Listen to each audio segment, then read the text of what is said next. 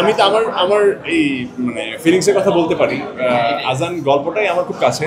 আমাকে প্রথম যখন আমি স্ক্রিপ্টটা পাই তখন সামহাও আমার নিজের জীবনের কিছু গল্পের সাথে আমি এটাকে রিলেট করতে পারি।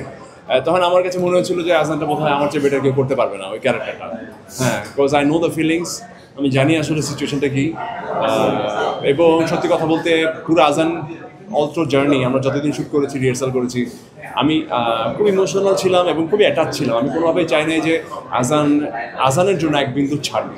আমি সর্বোচ্চটা করার চেষ্টা করেছি এবং থ্যাংকস টু পুলক ভাই, মুন্না ভাই অ্যান্ড বদরুদ্দিন ভাই আমাকে এই ক্যারেক্টারে সিলেক্ট করার জন্য।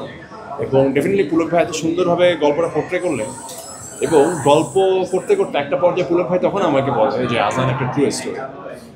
এবং আই গট মোর ইমোশনাল। যে আমি তো ভেবেছিলাম যে সেটা একটা কাল্পনিক গল্প, কিন্তু যখন শুনলাম যে আজান লিটারেলি একটা বাচ্চা আছে যাকে নিয়ে একটা গল্পটা, এবং সত্যি কথা বলতে খুব হার্ট ব্রোকেন হয়েছিল তখন। এবং আমার কাছে মনে হচ্ছে যে এই গল্পটা আমরা আসলে ওই বাচ্চাটার জন্যই করতে চাই, যে বাচ্চাটা আসলে এই গল্পের নামটাকে রিপ্রেজেন্ট করে। সো যাই হোক, এটা আমার জন্য খুব ইমোশনাল জার্নি এবং I hope same goes to Farin বলুক।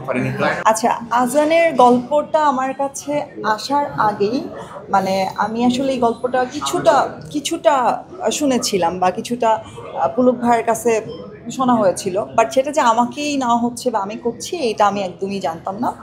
যখন আমাকে এটা ইনশিওর করা হয়েছে যে এটা আমি করছি, তখন প্রথম যেটা আমার ভয় লেগেছিল যে এই গল্পের জন্য যেই ক্যারেক্টারটা যেটা ডিমান্ড করে বা যেই মেয়েটাকে আসলে এখানে দেখানো হবে সেটা খুবই ম্যাচিওর একটা ক্যারেক্টার, এবং মেয়েটার এখানে অনেক দায়িত্বের জায়গা আছে এবং মেয়েটাকে আসলে একদমই ডিফারেন্ট একটা ক্যারেক্টার দেখানো হচ্ছে, এবং যেটা আসলে আমি রিয়েল লাইফে না।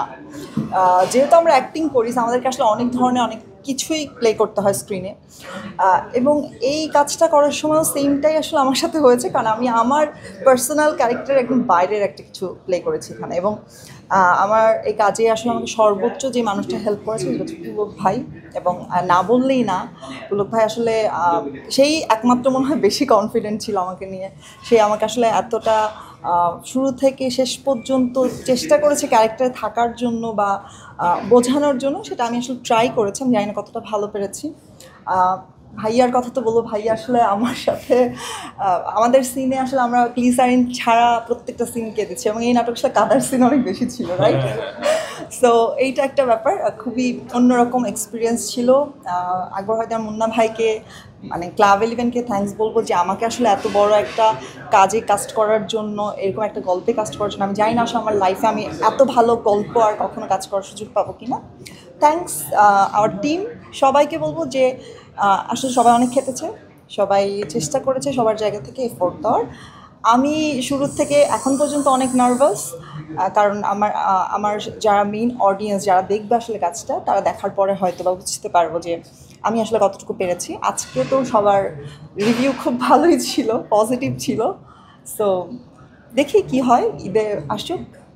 আমি চাই এটা ভালো কিছু হোক এবং সবাই দেখুক। ওয়ালটন আবারও মিলিনিয়ার অফারে ওয়ালটন ফ্রিজ কিনে আপনিও হয়ে যেতে পারেন মিলিয়নিয়ার। মিলিনিয়ার ছড়াছড়ি দেশ জুড়ে, এটা শুধু ওয়ালটনই পারে।